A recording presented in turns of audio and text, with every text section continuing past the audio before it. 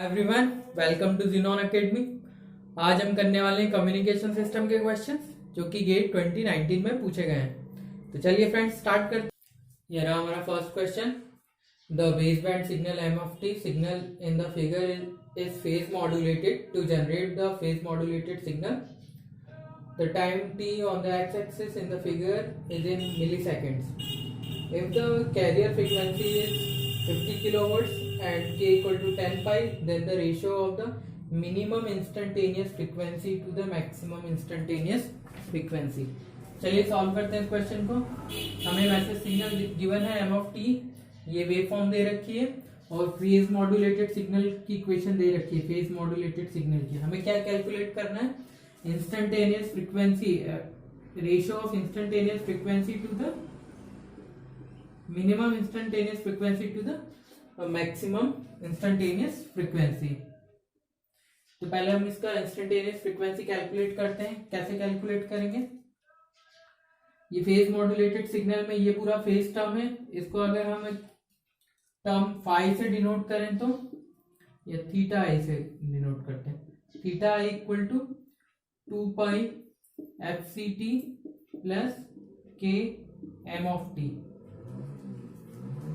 हमें instantaneous frequency calculate करनी है। इंस्टेंटेनियस फ्रीक्वेंसी कैसे कैलकुलेट करते हैं? 1/2 pi d by d t of theta i t. इस थीटा आई को डिफ्रेंशिएट करते हैं with respect to d t से और डिवाइड करते हैं 2 पाई से। तो हमें क्या मिलेगा?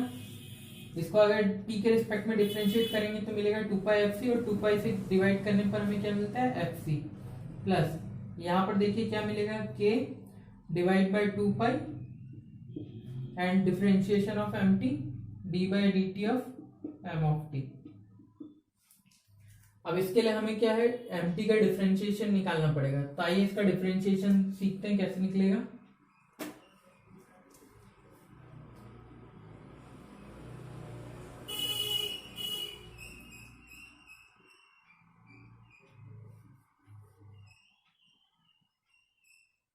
ये हमें एम ऑफ टी दे रखा है।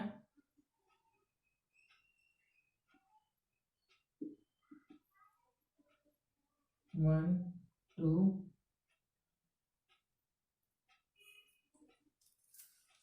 थ्री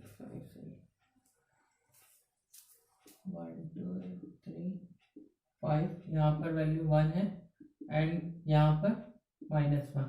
ये एम ऑफ टी है। इसका डिफरेंशिएशन करते हैं। डिफरेंशिएशन कैसे निकलेगा?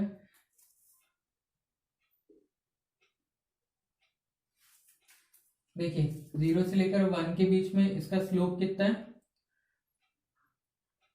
y एक्सिस में कितना चेंजेस हो रहा है? 2 यूनिट का, -1 से +1।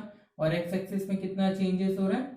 1 यूनिट का। तो कितना स्लोप होगा इसका? 2/1। तो यहाँ पर डिफरेंशिएट करेंगे तो कितना एम्पलीट्यूड मिल जाएगा?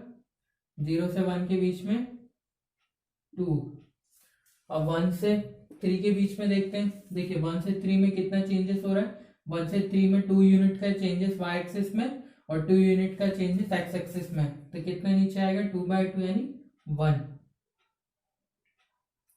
यहाँ पे हमें मिलेगा -1 और यहाँ पर 2। यहाँ पर जो टाइम है वो मिली सेकेंड्स में।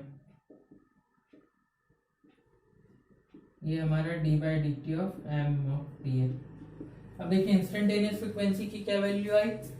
Instantaneous frequency f i equal to f c plus of k by 2 pi d by d t of m t. अब हमें इसकी मिनिमम टू द मैक्सिमम की रेशियो निकालना है। तो हम मिनिमम कैसे कैलकुलेट करेंगे? एफ आई मिनिमम कैसे कैलकुलेट कर सकते हैं? एफ सी तो क्वेश्चन में गिवन है 50 किलोहर्ट्ज प्लस ऑफ के की वैल्यू गिवन है 10 पाई डिवाइड बाय 2 पाई। अब यहाँ पर देखिए मिनिमम की बात हो रही है तो हम यहाँ पर d by d t m t की मिनिमम वैल्यू पुट कर देते हैं। मिनिमम वैल्यू कितनी है? पॉजिटिव में +2 है, नेगेटिव में -1 है। तो डी बाई डी टी की मिनिमम वैल्यू कितनी आएगी? -1। तो इसको सॉल्व करने पर क्या मिल जाता है? देखिए इसको सॉल्व कर देते हैं। पाई टू पाई कैंसिल। तो ये 50 किलो हर्ट्ज है और इसकी क्या वैल्यू कैलकुलेट हो जाएगी? 50k या 50 प्लस ऑफ 50 और इसको कैलकुलेट करने पे क्या मिलेगा? -5 यानी 45। अब इसी तरह एफ आई मैक्सिमम फाइंड कर लेते हैं। एफ आई मैक्सिमम कैसे कैलकुलेट करेंगे? एफ सी की जगह 50 प्लस के पाई, के की जगह 10 पाई अपॉन 2 पाई। अब d by d t of m t की मैक्सिमम वैल्यू +2 है, तो यहाँ पर इंटू 2 पुट कर देते हैं। तो हमें यहाँ पर कैलकुलेट करने पर क्या मिलता है इसको? पाई टू पाई कैंसिल आउट, 2 से 2 कैंसिल, 50 + 10 60। हमें क्या फाइंड करना है? इन दोनों का रेशियो। अब रेशियो क्या हो जाएगा? एफ आई मिनिमम 45 है divide by F maximum, F I maximum 60। इसको कैलकुलेट करिए कितना आएगा? 3/4। 3/4 इसका करेक्ट आंसर होगा। 3/4 आंसर। चलिए नेक्स्ट क्वेश्चन सॉल्व करते हैं। नेक्स्ट क्वेश्चन में क्या गिवन है? एक पीडीएफ गिवन है, सॉरी सीडीएफ गिवन है, कम्युलेटिव डिस्ट्रीब्यूशन फंक्शन। और हमें क्या फाइंड करना है? Probability of z greater than 2 divide by z greater than 1। तो हम इसे कैसे सॉल्व कर सकते हैं? देखिए सीडीएफ गिवन है, सीडीएफ से हम पीडीएफ निकाल सकते हैं। पीडीएफ निकालने का फॉर्मूला होता है PDF equal to differentiation of CDF. तो वहां से हम सीडीएफ की वैल्यू कैलकुलेट कर लेते हैं पीडीएफ की। तो आइए कैलकुलेट करते हैं क्या मिलेगा। x greater than equal to 0 के लिए सीडीएफ की वैल्यू 1 - e⁻x है, 1 - e⁻x। तो यहां से हमें पीडीएफ क्या कैलकुलेट हो गया?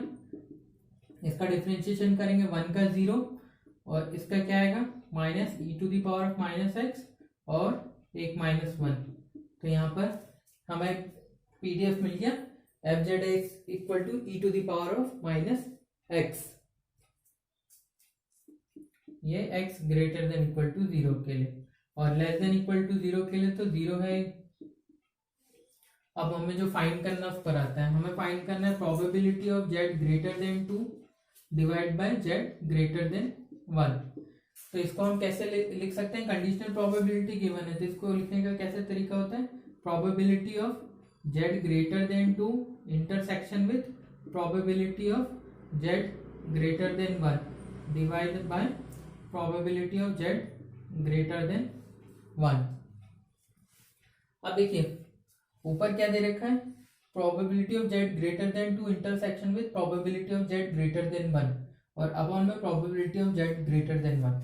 अब देखिए अगर मान लीजिए ये हमारी रियल एक्सिस है, ये z की रियल एक्सिस है और यहाँ पर 1 है, यहाँ पर 2 है।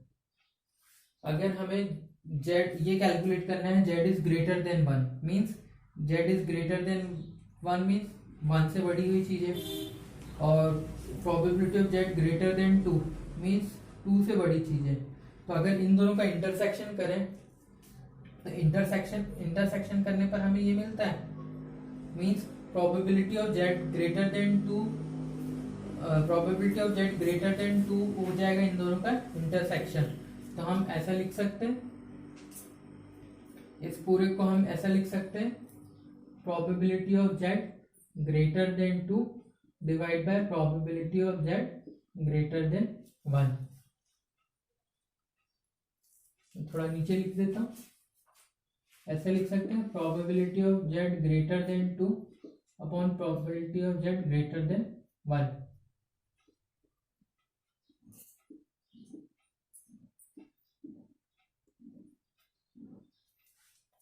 अब देखिए हमें क्या फाइंड करना है? z ग्रेटर देन 2 के लिए प्रोबेबिलिटी। तो ग्रेटर देन 2 के लिए प्रोबेबिलिटी कैसे निकाल सकते हैं?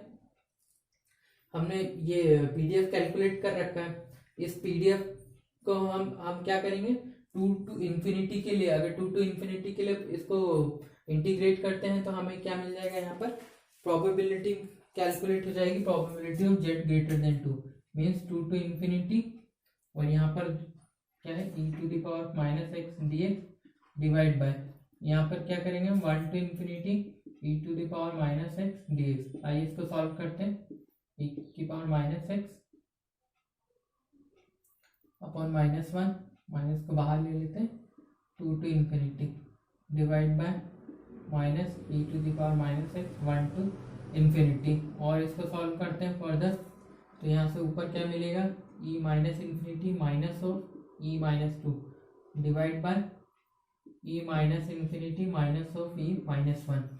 ई raise to the power of minus infinity zero होता है, तो ये जीरो जीरो टर्म हो जाएंगे। फिर minus e to the power minus two upon minus e to the power minus one बचेगा, जिससे माइनस से माइनस कैंसिल आउट हो जाएंगे। तो क्या बचेगा, ई की power minus two upon e to the power of minus one. इसको सॉल्व करिए तो क्या आ जाएगा, ई की पावर माइनस वन ऊपर जाके प्लस वन हो जाएगा, तो हमें क्या मिलेगा, ई की पावर माइनस वन। इसको कैलकुलेट कर लीजिए, e to the power of minus one क्या होता है, 0.3679। ये हमारा आंसर होगा। नेक्स्ट क्वेश्चन देखते हैं। नेक्स्ट क्वेश्चन गिवन है, x and y are two random variables given है एंड कंडीशन दे रखी है expectation of 2x plus y equal to 0 and expectation of x plus 2y equal to 33। हमें calculate करना है expectation of x plus expectation of y की value. आइए solve करते हैं। पहली क्या कंडीशन गिवन है, expectation of 2x plus of y equal to 0। इसको हम सिंप्लीफाई करके लिख सकते हैं, expectation of 2x plus of expectation of y is equal to 0। यहाँ पे 2 कांस्टेंट है, उसको बाहर ले लेते हैं, तो twice of expectation of x plus of expectation of y is equal to 0। अगर यहाँ से हम एक्सपेक्टेशन ऑफ x की वैल्यू कैलकुलेट करें तो हमें क्या मिलेगा, expectation of x equal to minus of 1/2 into expectation of y। Next equation देखते हैं। नेक्स्ट इक्वेशन क्या गिवन है, expectation of x plus 2y equal to 33। इसको भी हम सॉल्व कर सकते हैं, expectation of x plus of twice of expectation of y is equal to 33। अब यहाँ पर हम एक्सपेक्टेशन ऑफ x की वैल्यू ये पुट कर देते हैं, तो यहाँ से हम क्या पुट कर सकते हैं, minus of expectation of y divide by 2 plus twice of expectation of y is equal to 33। तो इसको हम सॉल्व करके एक्सपेक्टेशन ऑफ y की वैल्यू कैलकुलेट कर देते हैं। तो यहाँ से क्या मिल सकता है, देखिए इसको अगर हम सॉल्व करेंगे तो क्या मिलेगा, 3 into expectation of y is equal to 66। ये 2 से पूरे में मल्टीप्लाई कर देते हैं, तो यहाँ से हमें minus expectation of y plus 4 of expectation of y equal to 66 होगा। 4 माइनस 1 यानी 3। तो यहाँ से हमें एक्सपेक्टेशन ऑफ y की क्या वैल्यू मिल गई, एक्सपेक्टेशन ऑफ y हमारा कैलकुलेट हुआ 22। Expectation of y equal to 22। अब इसको हम यहाँ पे पुट करके एक्सपेक्टेशन ऑफ x की वैल्यू कैलकुलेट कर लेते हैं। तो हमें एक्सपेक्टेशन ऑफ x क्या मिल जाएगा, एक्सपेक्टेशन ऑफ x है minus expectation of y by 2 means minus of expectation of y 22 divide by 2। तो हमें एक्सपेक्टेशन ऑफ x की वैल्यू मिल गई माइनस 11। अब हमें क्या कैलकुलेट करना है, expectation of x plus of expectation of y की वैल्यू। तो पुट कर देते हैं वैल्यूज। एक्सपेक्टेशन ऑफ x हमारा माइनस 11 है and expectation of y plus 22। तो फाइनल आंसर हमें क्या मिला, 11। ये इसका करेक्ट आंसर होगा। चलिए नेक्स्ट क्वेश्चन देखते हैं। इस क्वेश्चन में गिवन है 0 bit 0 is denoted by p of t and 1 is q of t। और क्या गिवन है, 5 1t and 5 2 are orthogonal sets. ये क्वेश्चन में गिवन है और 2 कंडीशन दे रखी है। फर्स्ट कंडीशन है, if we assume that p of t equal to 5 1t and q of t equal to minus 5 1t and the probability bit error is pb, and second condition is given p of t equal to 5 1t and q of t equal to root of e 5 2t and bit error probability pb means इन दोनों case में probability bit error equal होनी चाहिए। तो हमें e की value find करनी है। e की वैल्यू फाइंड करनी है एक कंडीशन पे, किस कंडीशन पे, बिट एरर प्रोबेबिलिटी दोनों की सेम हो। तो आइए सॉल्व करते हैं। इस क्वेश्चन को हमें यहां से अप्रोच करना है। यहाँ पर गिवन क्वेश्चन में 5(1t and 5(2t are orthogonal set. तो ऑर्थोगोनल सेट को हम कैसे रिप्रेजेंट कर सकते हैं? हम ऑर्थोगोनल है तो जैसे हम एक्स एक्सिस और वाई एक्सिस बनाते हैं, तो x and y are orthogonal. Similarly here 5(1t and 5(2t are orthogonal set. तो हम इसको कंसीडर करते हैं, ये हमारा 5(1t है एंड ये हमारा क्या होगा 5(2t, क्योंकि ये दोनों भी ऑर्थोगोनल है। अब हम वन बाय वन दोनों केसेस को देखते हैं। तो देखिए फर्स्ट केस पे हमें क्या गिवन है, फर्स्ट केस में हमें क्या गिवन है, P of t is equal to 5(1t and Q of t is equal to minus 5(1t तो इसको अगर हम इस पे प्लॉट करें, P of t and Q of t को इस पे बनाए, तो P of t equal to 5(1 of t means ये 5(1t है और ये 5(2t है। तो 5(1t पे कहीं इस प्लेस पर क्या होगा, 5(1t के यूनिट प्लेस पे मैग्नीट्यूड पे 1 है, समझ लीजिए P of t equal to 1 into 5(1t। तो यहाँ पर हमें क्या मिल जाएगा, P of t, यहाँ पर हमें P of t मिलेगा। Similarly Q of t equal to -1 into 5(1t means यहाँ पर मिलेगा, यहाँ पर वैल्यू -1 है, यहाँ पर हमें क्या मिलेगा Q of t। तो इन दोनों के बीच की जो डिस्टेंस है, ये जो डिस्टेंस है ये मिनिमम डिस्टेंस कहलाती है। सिग्नल की मिनिमम डिस्टेंस कितनी है 2। अब सेकंड केस में आ जाते हैं। सेकंड केस में क्या है, सेकंड केस में गिवन है P of t is equal to 5(1t and Q of t equal to √e 5(2t। आइए इसके लिए भी ड्रॉ कर लेते हैं। ड्रॉ करने पर हमें क्या मिलेगा, ये हमारा 5(1t है और ये हमारा 5(2t है।